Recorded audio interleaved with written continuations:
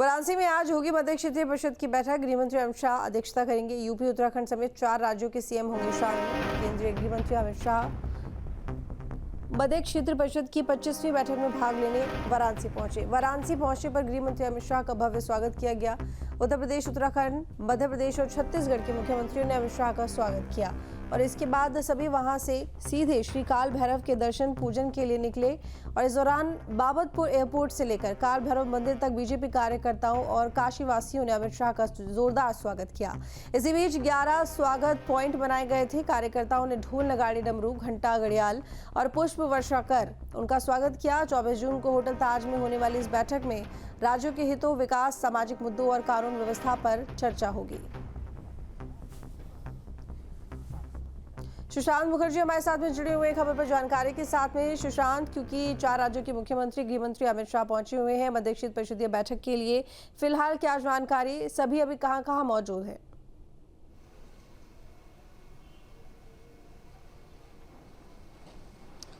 देखिए, सारे जो मुख्यमंत्री जो मध्य प्रदेश के हैं, छत्तीसगढ़ के हैं और या फिर उत्तराखंड के हैं, वो सभी मुख्यमंत्री इस समय मौजूद हैं होटल ताज में।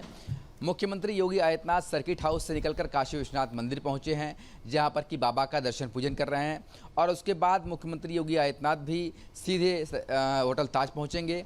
सुबह 11 बजे का समय है जब होटल ताज में ये मध्य क्षेत्र परिषद की बैठक की शुरुआत होगी, जिसकी अध्यक्षता खुद गृह मंत्री अमित शाह करेंगे। 4 राज्यों के मुख्यमंत्री वहां रहेंगे। इसके साथ ही 4 राज्यों के जो बाकी मंत्री है, डिप्टी सीएम वगैरह हैं, वो रहेंगे। 100 विशिष्ट जनों को वहां रहना है। नीति आयोग के जो अध्यक्ष हैं उनको रहना है। अंतर्राष्ट्रीय परिषद के जो सदस्य हैं उनको रहना है और 25वीं जो बैठक है उसका वो यहाँ पर संपन्न होगा।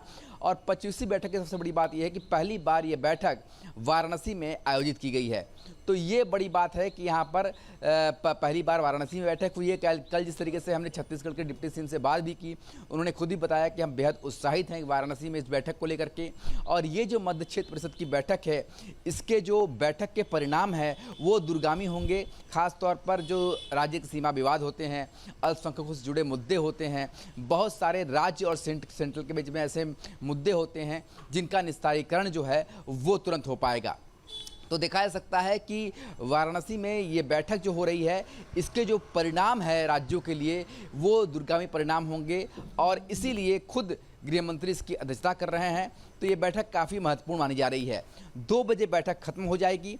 उसके बाद माना जा रहा है कि काशी विश्वनाथ मंदिर के लिए गृह मंत्री अमित शाह और बाकी राज्यों के मुख्यमंत्री जा सकते हैं, क्योंकि वहाँ पर इस तरह की तैयारी की गई है कि दोपहर 2 बजे के बाद जो वीआईपी प्रोटोकॉल है वहाँ पर लागू किया गया है। तो माना जा सकता है गृह मंत्री अमित शाह और बाकी जो राज्यों के मुख्यमंत्री हैं वो काशी विश्वनाथ मंदिर जा सकते हैं। हालांकि जो गृह मंत्री को 3 बजे के बाद वाराणसी से रवाना हो रहा है, तो ये बात स्पष्ट है कि गृह मंत्री बहुत ज़्यादा देर वाराणसी में नहीं रुकेंगे। 3 बजे के बाद वो रवाना हो जाएंगे। तो फिलहाल सबसे बड़ी बात यह है कि सुबह 11 बजे से ये बैठक जो है होटल ताज में शुरू होनी है। बिल्कुल ठीक। और ये भी जानना चाहूँगी कि इस बैठक को लेकर कोई जानकारी, किस तरह की, कौन-कौन से मुद्दे होंगे, क्या चर्चा होगी और 4 राज्यों के मुख्यमंत्री और गृह मंत्री अमित शाह के अलावा बैठक में और कौन शामिल होगा? देखिए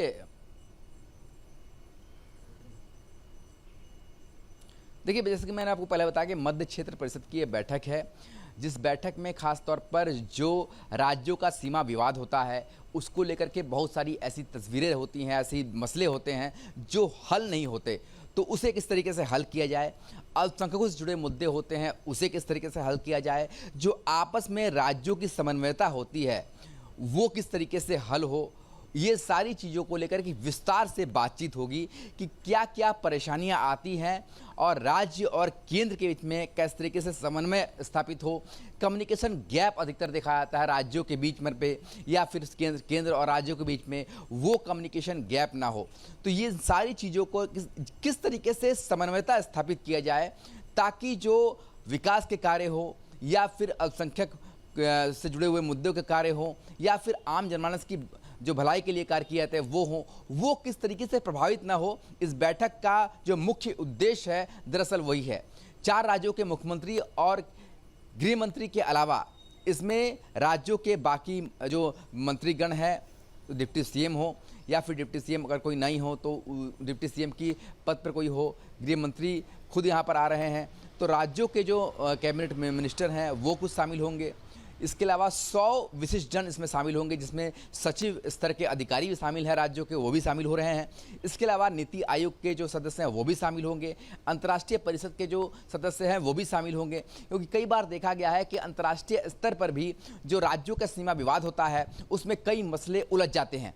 तो राज्यों के मुख्यमंत्री, उनके मंत्री और उनके सचिवों को भी इसलिए बुलाया गया है इस बैठक में कि ये सारी जो परेशानियां उत्पन्न होती है, ये सारे जो मसले उत्पन्न होते हैं, वो राज्यों के बीच में कम्युनिकेशन गैप ना हो, समन्वयता हो। साथ ही केंद्र सरकार भी इसमें मदद कर रही है, खुद गृह मंत्री इसकी अध्यक्षता कर रहे हैं, तो जाहिर सी बात है कि सरकार एक ही पार्टी की है, तो किस तरीके से कम्युनिकेशन गैप में समन्वयता इसमें स्थापित हो सके ताकि कोई भी मसला हो उसका हल और निस्तारीकरण तुरंत हो सके। सीमा विवाद पर लगातार बात होती रही है कि राज्यों के सीमा विवाद को लेकर के बहुत लंबा डिस्कशन होता रहा है कि जिस तरीके से यहाँ पर परेशानियाँ आती रही है उससे बहुत सारे मसले जो है उलझ जाते हैं। तो ये सारी जो है उलझन है समाप्त हो सके। और कल जिस तरीके से हम छत्तीसगढ़ के डिप्टी सीएम से बात कर रहे थे, वो भी बता रहे थे कि ये ऐसी बैठक है जिसका जो फायदा है, जिसका जो रिजल्ट है, आउटपुट है, तुरंत दिख जाए ऐसा नहीं है। ये दूरगामी परिणाम है। इस बैठक में जो चीज़ें तय होंगी, इसका जो परिणाम है, इसका जो आउटपुट है,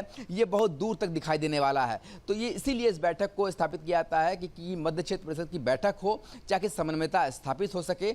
और पहली बार ये बैठक वाराणसी में आयोजित की जा रही है, जिसको लेकर के सारे जो मुख्यमंत्री आ रहे हैं उनके बीच में और जो राज्य के जो सचिव हैं, सभी लोग जो है बेहद उत्साहित हैं।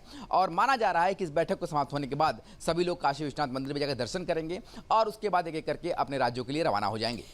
सुशांत, अभी भी फिलहाल सुबह गृह मंत्री और मुख्यमंत्री योगी आदित्यनाथ पहुंचे थे काल भैरव के दर्शन करने के लिए।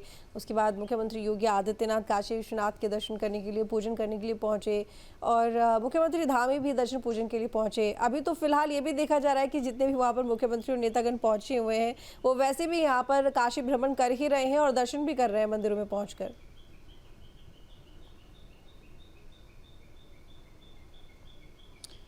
देखिए, दर्शन जो है काल भैरव मंदिर का वो कल ही कर चुके थे गृह मंत्री अमित शाह और मुख्यमंत्री जो धामी हैं वो उत्तराखंड के मुख्यमंत्री है। आज मुख्यमंत्री योगी आदित्यनाथ सुबह काशी विश्वनाथ मंदिर गए हैं। बाकी मुख्यमंत्री जो हैं, और माना जा रहा है, ऐसा हो सकता है कि गृह मंत्री भी दोपहर 2 बजे जब ये बैठक खत्म हो जाए तो उसके बाद वो दर्शन पूजन करने के लिए जा सकते हैं। पर फिलहाल अभी जो है वो बैठक शुरू होने की तैयारी चल रही है। माना जा सकता है कि सुबह 9 बजे के आसपास ब्रेकफास्ट होगा और 11 बजे से ये बैठक होटल ताज में शुरू होगी। हालांकि बैठक में मीडिया को जाने की अनुमति नहीं है, होटल में एंट्री करने तक की अनुमति नहीं दी गई है, क्योंकि बैठक जो है वो बेहद कॉन्फिडेंशियल होती है। तो इसमें बैठक की जो कवरेज है वो किसी भी तरीके से नहीं होगी, बल्कि होटल के पूरे आसपास के इलाके को सील कर दिया गया है। और 11 बजे से 2 बजे के बीच में ये बैठक होगी। जैसा कि मैंने बताया कि बाकी जो मुद्दे हैं, किस तरीके से समन्वय स्थापित किया जाए, किस तरीके से राज्य और सेंट्रल के बीच में जो उलझने परेशानियां हैं उसे ख़त्म किया जाए, राज्यों के बीच में जो परेशानियां आ रही हैं कानूनी स्तर की हों या फिर मंत्रालय स्तर की हों, उसे समाप्त किया जाए। तो उस पर खास जो है चर्चा, एक लंबी चर्चा होने वाली है। कई सेशन में ये बैठक को संपन्न कराया जाएगा।